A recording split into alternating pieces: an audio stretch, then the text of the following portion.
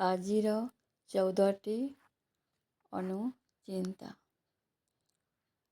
Number 1, କେବଳ ସ୍ୱର୍ଣ୍ଣଚମ୍ପା ଫୁଲ, ପଦ୍ମ ଫୁଲକୁ ପୂଜା କରିବାର ଗୋଟିଏ ଦିନ ପୂର୍ବରୁ ତୋଳିକି ରଖିପାରିବେ। କାରଣ ଏହି ଫୁଲ କିଛି ଦିନ ରହିଲେ ମଧ୍ୟ ମଉଳି ନଥାଏ କିମ୍ବା ବାସି ହୋଇନଥାଏ। କାରଣ ଏହିସବୁ ନିୟମ ମାନି ତୋଳିବା ଉଚିତ ହୋଇଥାଏ। ନମ୍ବର 2, ସୂର୍ଯ୍ୟପରାଗ, ଚନ୍ଦ୍ରଗ୍ରହଣ ଏବଂ ଶୁଦ୍ଧିକ୍ରିୟାର ପରଦିନ ବିନା ସ୍ନାନ କରି ଫୁଲ ତୋଳିବା ଉଚିତ ନୁହେଁ।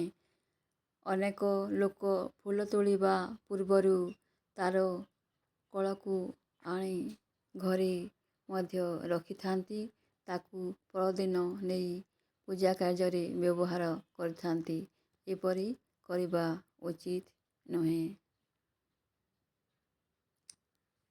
ନମ୍ବର 3, ସ୍ନାନ କରି ସାରି ଆସିବା ପରେ ମହିଳାଙ୍କୁ ତୁରନ୍ତ ସିନ୍ଦୁର ଲଗାଇବା ଉଚିତ ନୁହେଁ। ଆପଣଙ୍କ ମୁଣ୍ଡ ଶୁଖିଲା ପରେ ସିନ୍ଦୁର ଲଗାଇବା ଉଚିତ। କେଶ ଓଦା ଥିବା ସମୟରେ ସିନ୍ଦୁର ଲଗାଇବା ଦ୍ୱାରା ସିନ୍ଦୁରର ଅପମାନ ହୋଇଥାଏ ଏବଂ ସ୍ୱାମୀଙ୍କର ଆୟୁ କମ୍ ହୋଇଥାଏ। ନମ୍ବର 4, ଅନେକ ଲୋକଙ୍କ ମନରେ ପ୍ରଶ୍ନ ଥାଏ, ସ୍ନାନ ନକରି ଫୁଲ ଲୋକମାନେ ତୋଳି ପାରିବେ କି?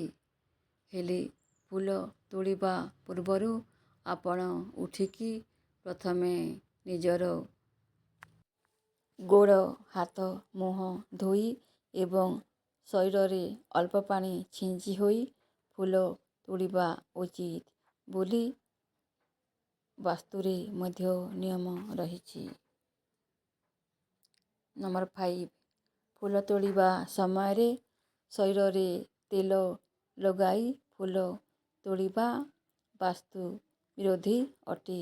ତେଣୁ ଶରୀରରେ ତେଲ ଲଗାଇ ଫୁଲ ତୋଳନ୍ତୁ ନାହିଁ। ଏହାଛଡ଼ା ଚପଲ ମଧ୍ୟ ପିନ୍ଧିକି ଫୁଲ ଗଛରୁ ଫୁଲ ତୋଳିବା ଉଚିତ ନୁହେଁ। ପାଦରୁ ଚପଲ ଉତାରି ଫୁଲ ତୋଳି ପାରିବେ। ଏହାଦ୍ୱାରା ଆପଣଙ୍କର ଫୁଲ ତୋଳା ସାର୍ଥକ ହୋଇଥାଏ। ନମ୍ବର 6, ଯେଉଁମାନଙ୍କ ଘରେ ଫୁଲ ଗଛ ନଥିଲେ ସେମାନେ ଫୁଲ ତୋଳିବା ପାଇଁ ଅନ୍ୟ ଘରର ବାଡ଼ିକୁ ଯାଇ ସେଠାରୁ ଫୁଲ ତୋଳେଇ ଆଣନ୍ତି। ହେଲେ ଫୁଲକୁ ତୋଳେଇ ଆଣିବା ଏବଂ ସେହି ଫୁଲରେ ଠାକୁରଙ୍କୁ ପୂଜା କରିବା ଉଚିତ ନୁହେଁ। ଯଦି ସମ୍ଭବ ଫୁଲ ଗଛର ମାଳିକକୁ ପଚାରି ଅଳ୍ପ କିଛି ଫୁଲ ଆଣନ୍ତୁ। ଏହାଦ୍ୱାରା ମଙ୍ଗଳ ହୋଇଥାଏ। ନମ୍ବର 7, ପର୍ବପର୍ବାଣି ହେଉ କିମ୍ବା କୌଣସି ବିଶେଷ ପୂଜା ପର୍ବ ହେଉ, ଠାକୁର ପୂଜା କରି ସାରିବା ପରେ ଦ୍ୱାରବନ୍ଧକୁ ମଧ୍ୟ ପୂଜା କରିବା ଉଚିତ। ଦ୍ୱାରବନ୍ଧର ଦୁଇ ପାର୍ଶ୍ୱରେ ଚାଉଳ, ପାନ ଓ ରକ୍ଷାସୂତ୍ର ରଖି ପୂଜା କରିବା ଦ୍ୱାରା ଧନ ଲାଭ ହୋଇଥାଏ। ନମ୍ବର 8, ଘରର ମୁଖ୍ୟ ଦ୍ୱାରରେ ପାଣି ଭରା ପାତ୍ରରେ ଫୁଲ ସଜାଇ ରଖିବା ଉଚିତ। ଏହାଦ୍ୱାରା ଘରକୁ ସକାରାତ୍ମକ ଶକ୍ତି ପ୍ରବେଶ ହୋଇଥାଏ। ମୁଖ୍ୟ ଦ୍ୱାରର ଡାହାଣ ପାର୍ଶ୍ୱରେ ଏବଂ ବାମ ପାର୍ଶ୍ୱରେ ଲକ୍ଷ୍ମୀ ପାଦ ଅଙ୍କନ କରନ୍ତୁ, ଯାହା ଫଳରେ ଘରେ ସୁଖ ସମୃଦ୍ଧି ବୃଦ୍ଧି ପାଇବ।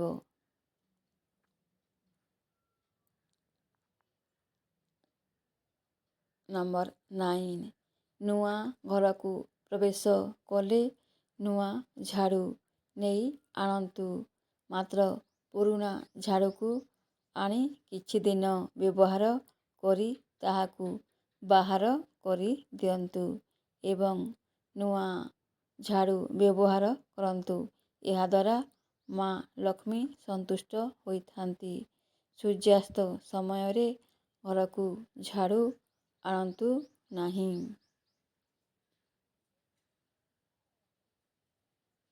ନମ୍ବର 10 ସନ୍ଧ୍ୟା ସମୟରେ କିମ୍ବା ଗୁରୁବାର ଦିନ ଘରେ ପୋଛା ଲଗାଇବା ଉଚିତ ନୁହେଁ।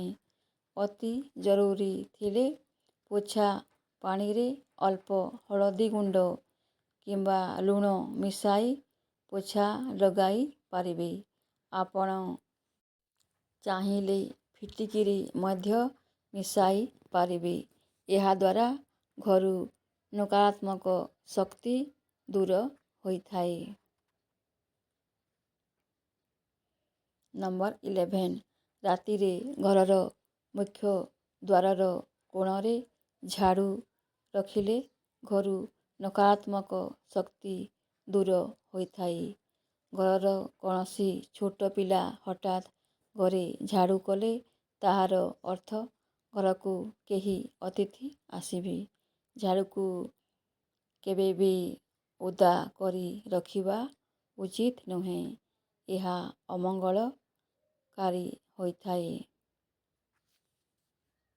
ନମ୍ବର 12 ଆପଣ କୌଣସି ନୂଆ ଘରକୁ ନୂଆ କରି ଯାଉଥିଲେ ନୂଆ ଝାଡ଼ୁ ନେଇକି ଯାଆନ୍ତୁ। ଝାଡ଼ୁ ପାଇଁ ଉପଯୁକ୍ତ ସ୍ଥାନ ହେଲା ଘରର କୋଣ। ତାହା ପୁଣି ସମସ୍ତଙ୍କ ନଜର ଠାରୁ ଦୂରରେ। ଭୋଜନ କନ୍ଧରେ ଝାଡ଼ୁ ଜମାରୁ ରଖନ୍ତୁ ନାହିଁ, ନଚେତ୍ ସ୍ୱାସ୍ଥ୍ୟ ସମ୍ବନ୍ଧିତ ସମସ୍ୟାର ସାମ୍ନା କରିବାକୁ ପଡ଼ିଥାଏ। ନମ୍ବର 13 ଝାଡ଼ୁ ରଖିବାର ଉପଯୁକ୍ତ ଦିଗ ହେଉଛି ଉତ୍ତର ପଶ୍ଚିମ ଦିଗ। ଝାଡ଼ୁରେ ଗୋଡ଼ ସ୍ପର୍ଶ ପାପତୁଲ୍ୟ ହୋଇଥାଏ ଏବଂ କାହାକୁ କେବେ ଝାଡ଼ୁରେ ମାରିବା ଉଚିତ ନୁହେଁ। ଈଶାନ୍ୟ କୋଣରେ ଝାଡ଼ୁ ରଖିବା ଉଚିତ ନୁହେଁ। ତା ସହିତ ଅପରିଷ୍କାର ଝାଡ଼ୁ ଘରେ ରଖିଲେ ଘରେ କଳହ ସୃଷ୍ଟି ହୋଇଥାଏ। ନମ୍ବର 14 ଘରର ସୁଖ ସମୃଦ୍ଧି ବୃଦ୍ଧି କରିବା ପାଇଁ ଘରକୁ ଆଣୁଥିବା ନୂଆ ଝାଡ଼ୁର ପ୍ରୟୋଗ ଶନିବାର ଦିନରୁ କରନ୍ତୁ।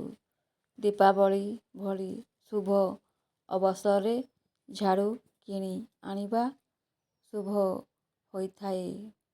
ଝାଡ଼ୁକୁ କେବେ ବି ଖୋଲା ଆକାଶ ତଳେ ରଖିବା ଉଚିତ ନୁହେଁ ଏବଂ ଝାଡ଼ୁକୁ ସବୁବେଳେ ନଜର ଠାରୁ ଦୂରେଇ ରଖିବା ଉଚିତ।